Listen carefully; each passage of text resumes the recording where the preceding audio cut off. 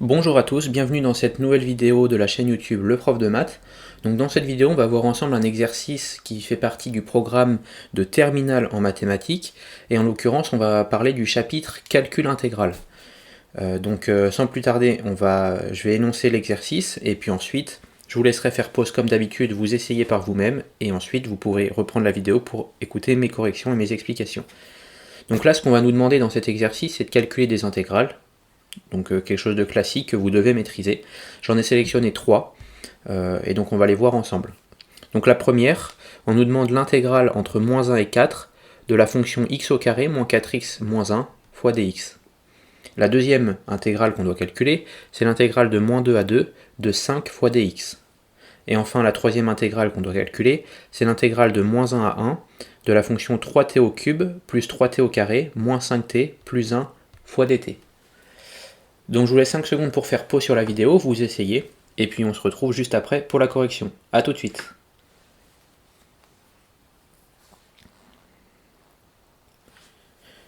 Donc correction de l'exercice, calcul d'intégrale. Donc je rappelle avant ce que c'est qu'une intégrale, parce que c'est intéressant de savoir pourquoi on calcule des intégrales. Si vous prenez une fonction quelconque, par exemple x, donc y, avec mon 0 ici, j'ai une fonction, voilà, peu importe laquelle. Et bien si je calcule l'intégrale entre le point A ici et le point B, ici si j'appelle ça f de x, et bien l'intégrale de A à B de f de x dx, en fait c'est l'aire sous la courbe, donc l'aire entre la courbe et l'axe des abscisses, donc c'est cette aire ici. Quand on calcule cette intégrale-là, on calcule l'aire sous la courbe entre A et B. Et ça c'est intéressant dans plusieurs domaines d'application, que vous verrez surtout dans les études après, les études supérieures, mais c'est vraiment quelque chose de basique qu'il faut maîtriser, tout comme le calcul des dérivés, tout comme voilà, les identités remarquables, c'est des piliers des mathématiques tout ça. Donc première intégrale qu'on nous demande de calculer, c'est l'intégrale de x au carré moins 4x moins 1 entre moins 1 et 4. Donc comment on calcule une intégrale? Je rappelle, pour calculer une intégrale, il faut absolument bien maîtriser avant le calcul des dérivés. Si vous ne maîtrisez pas le calcul des dérivés, vous n'y arriverez pas pour le calcul des intégrales. Parce qu'en fait, une intégrale, c'est quoi? C'est l'inverse d'une dérivée. On va essayer de se baser sur les dérivés, remonter la chaîne pour trouver l'intégrale. Je m'explique. Imaginons j'ai la fonction f de x est égale à x au carré. Sa dérivée, f' de x, c'est égal à 2x. Eh bien, quand on a une fonction de ce type-là à intégrer, si je dois intégrer 2x dx, eh bien en fait, je dois remonter la chaîne et me souvenir que quand je dérive x au carré, j'obtiens 2x. Donc l'intégrale de 2x dx, c'est en fait x au carré, tout simplement. Donc en fait, quand je dérive x au carré, j'obtiens 2x. Donc il faut savoir remonter à chaque fois la chaîne de la dérivée. Donc là, si c'est entre a et b, l'intégrale entre a et b de 2x dx, c'est l'intégrale, c'est le calcul de x au carré entre a et b. Donc c'est b au carré moins a au carré, tout simplement. Donc voilà, c'est des choses qu'il faut connaître, et donc il faut absolument maîtriser avant toute chose les dérivés. Donc, on est parti pour cet exercice. On va essayer dans un premier temps, comme vous l'avez compris ici, de retrouver quelle dérivée m'amène à x au carré. Donc, quand on calcule une intégrale, on l'écrit sous forme de crochet. Donc ça, c'est égal à, on le met entre crochets, et je vais ici avoir différents termes qui vont être intégrés entre moins 1 et 4. Moins 1 et 4 parce que ici, c'est mes bornes de l'intégrale. Donc x au carré, qu'est-ce qui, lorsque je dis dérive un nombre, une fonction, obtient x au carré? Eh bien, c'est simple, c'est x au cube. X au cube, si je le dérive, donc prime, c'est égal à 3 fois x au carré.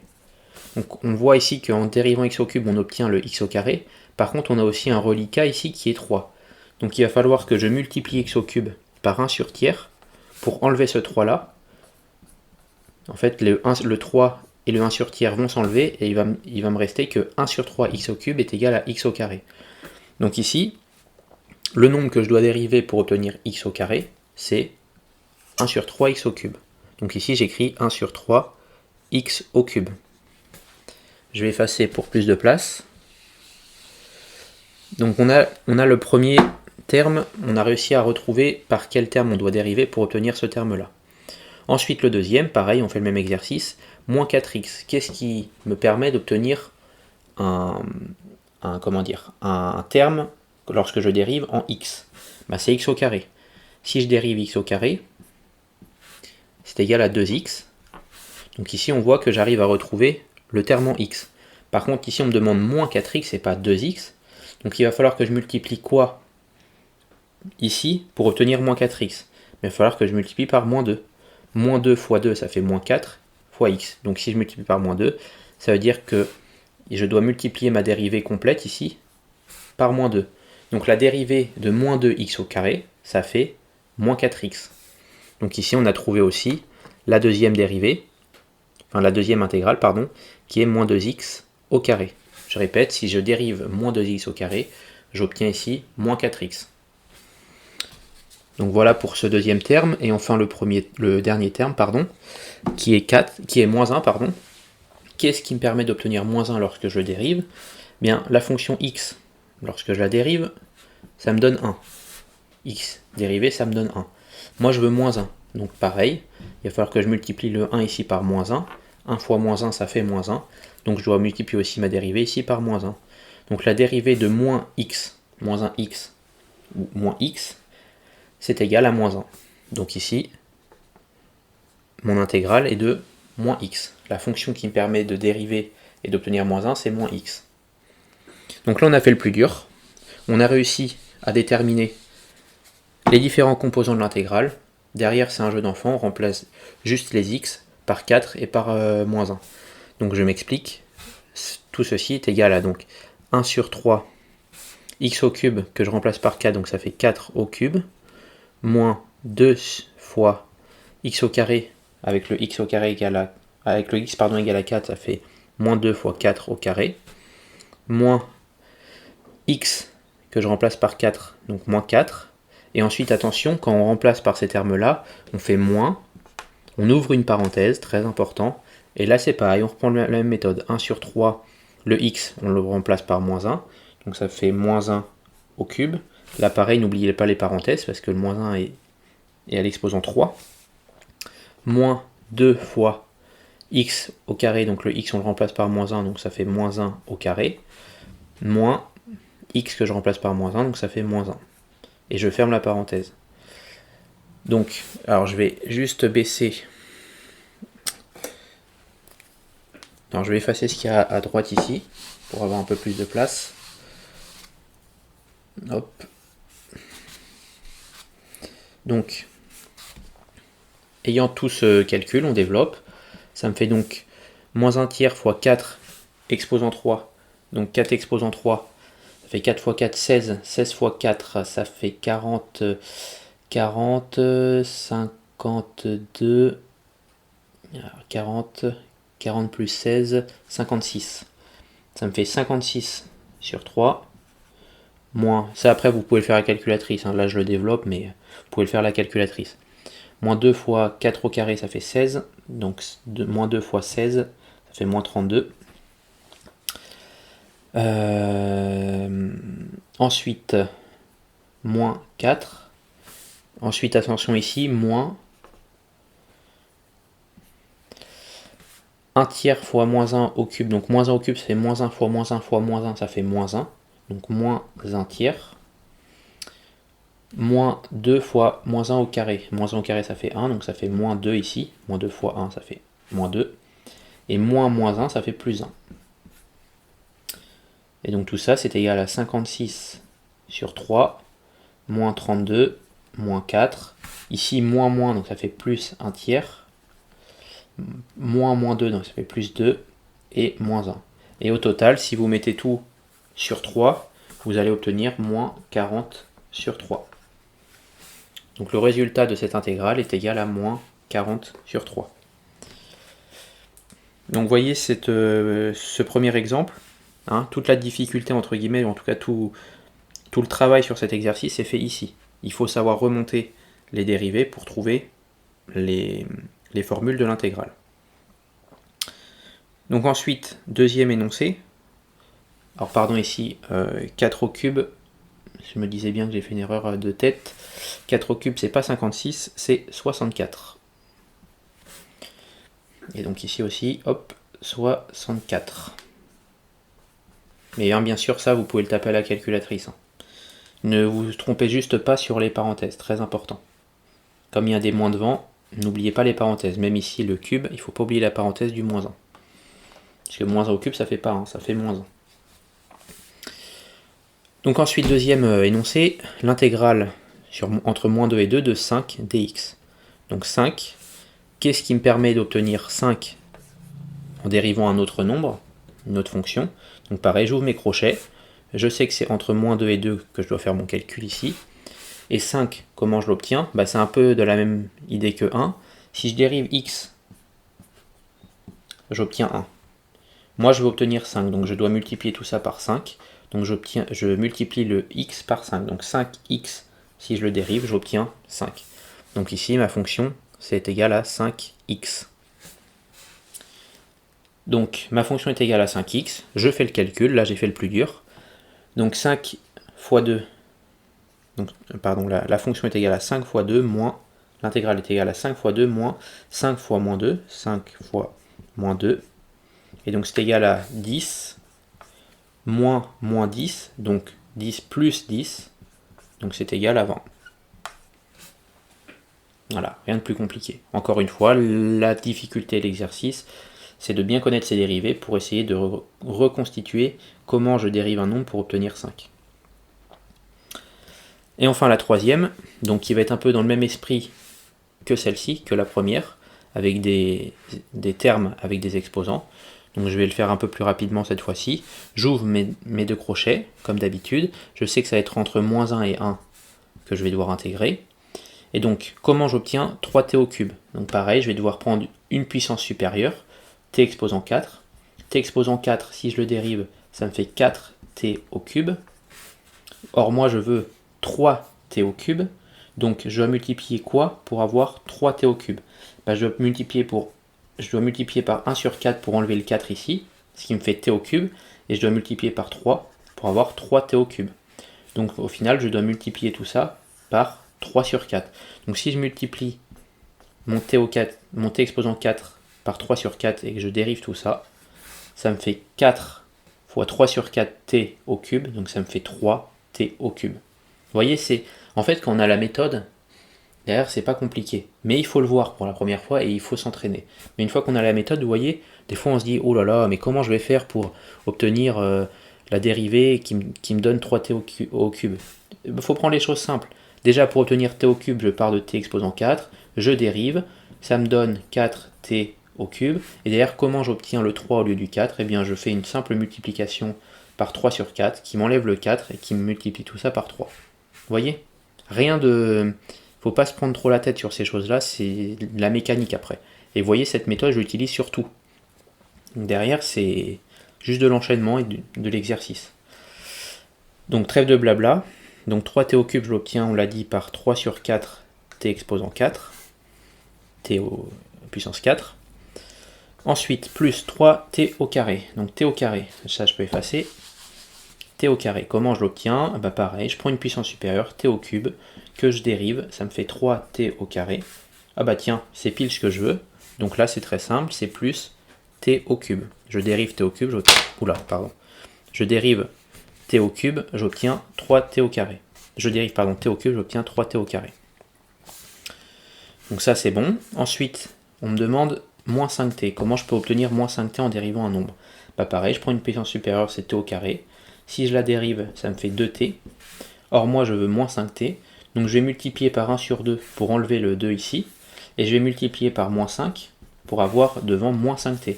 Ce qui fait que ça s'annule.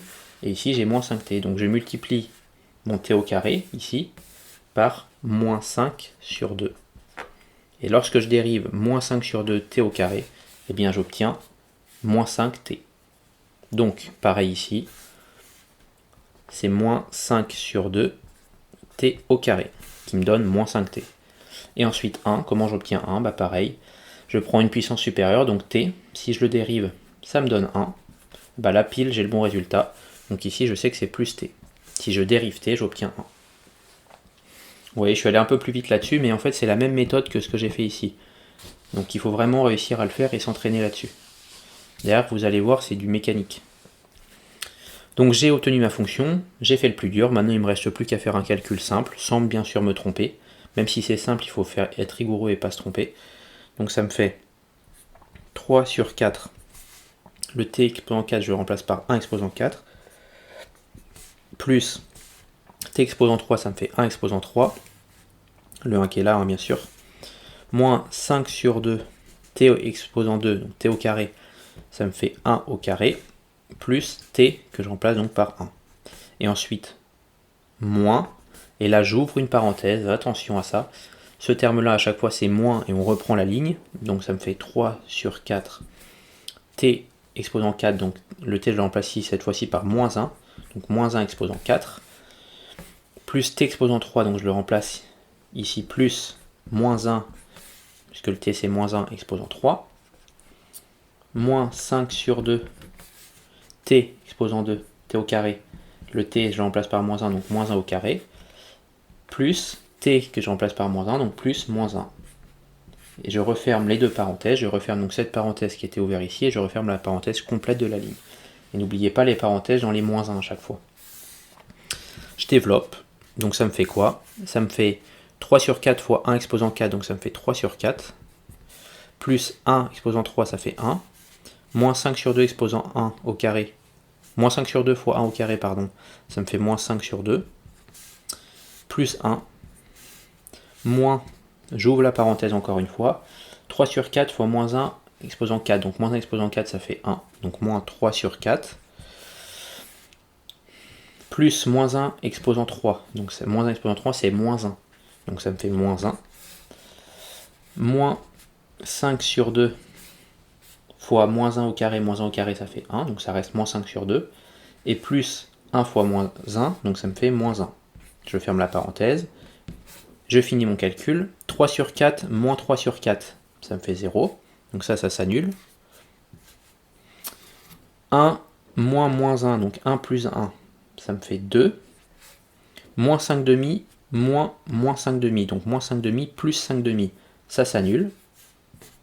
Et il me reste 1 moins moins 1 encore, donc ça me fait plus 2 encore. Plus 1 moins moins 1, donc plus 1 plus 1, ça me fait 2. Donc au total, tout ça est égal à 4. Donc vous voyez, c'est de la mécanique, c'est ça en fait moi que j'apprécie dans les mathématiques, et je comprends qu'il y en a qui n'aiment pas ça. Mais en fait, ce qu'il faut comprendre, c'est que les mathématiques, si on maîtrise les bases, je remonte un peu mon tableau pour que vous voyez bien, si on maîtrise les bases des mathématiques, derrière, c'est de l'enchaînement, il n'y a rien de nouveau, il n'y a rien de surprise. Vous voyez ici, si je maîtrise la manière de remonter la fonction pour obtenir son intégrale, derrière c'est un jeu d'enfant. Vous voyez, à chaque fois, je ne suis pas là en train de réfléchir à me dire qu'est-ce que je peux faire pour obtenir x au carré si je dérive un nombre. Non, je prends la puissance au-dessus, x au cube, je la dérive, ça me donne 3x au carré. Derrière moi, on me demande x au carré, donc il faut que j'arrive à annuler le 3. Donc en fait, je multiplie par 1 sur 3. Donc je multiplie la dérivée que je cherche justement par 1 sur 3. Et hop, j'obtiens le premier terme. Et c'est toujours la même manière de faire. Toujours la même manière. En tout cas pour les puissances. Après vous allez voir si vous devez trouver, je dis n'importe quoi, la dérivée de, je sais pas, qu'est-ce qu'il peut y avoir comme fonction un peu exotique, peut-être 1 sur x par exemple, la dérivée de 1 sur x, bah, il y aura d'autres méthodes à mettre en place, mais ça vous allez le voir au fur et à mesure des exercices. Mais vous voyez, le fait de s'exercer, de voir pour la première fois les choses, et ensuite de les répéter, derrière c'est un jeu d'enfant. Et pareil les calculs, alors les calculs, ça peut paraître simple, mais si on ne s'entraîne pas à les faire, si on n'en fait pas de manière régulière, c'est comme un sportif de haut niveau, si on ne s'entraîne pas de manière régulière à les faire, on ne va pas pouvoir y arriver. Ou alors on va le faire, mais on va être lent, on va faire des erreurs. Donc à force de le faire de manière à force de le faire de manière répétée, vous allez le faire de manière plus rapide, et ça va découler tout seul. Et après c'est un jeu d'enfant. C'est vraiment de la robotique, quoi. Donc voilà, en tout cas, j'espère que cet exercice vous aura plu. N'hésitez pas à vous entraîner avec d'autres exemples, et aussi à refaire cet exercice-là un peu plus tard, sans ma correction, pour voir si vous obtenez les bons résultats. Donc j'espère que cette vidéo vous a plu. Comme vous êtes arrivé à la fin, si vous pouvez retrouver en description donc sur mon site internet, je propose des formations donc, pour lycéens en mathématiques, donc des formations complètes, hein, où dans chaque formation, j'ai une formation par exemple de seconde en mathématiques, eh bien vous allez retrouver en fait 15 modules. Chaque module représente un chapitre. Vous voyez, calcul intégral, ça c'est un chapitre de terminale. Par exemple, dans la formation de seconde, un des modules, c'est un des chapitres du programme. Donc vous avez 15 modules qui représentent tous les chapitres du programme, en l'occurrence ici de seconde mathématiques. Et donc dans chaque chapitre, vous avez une première vidéo qui est un résumé du cours, ce que j'ai fait au tout début de l'exercice ici, où je donne les notions importantes à savoir dans chaque chapitre. Donc je vous ai mâché le travail là-dessus. Et ensuite, vous allez retrouver des exercices pour vous entraîner. Donc des exercices que j'ai sélectionnés, que j'ai triés pour essayer de balayer un large spectre sur le chapitre en question. Et à chaque fois, vous avez de cette même manière-là l'énoncé, et puis ma correction avec mes explications, mes petites astuces, etc. Donc n'hésitez pas à regarder en description, donc c'est sur le site leprofdemaths.com, vous y retrouverez donc les formations si ça vous intéresse. Merci de votre attention, je vous souhaite plein de réussite dans ce merveilleux monde que sont les mathématiques, et je vous dis à la prochaine pour une nouvelle vidéo. Allez, salut à tous!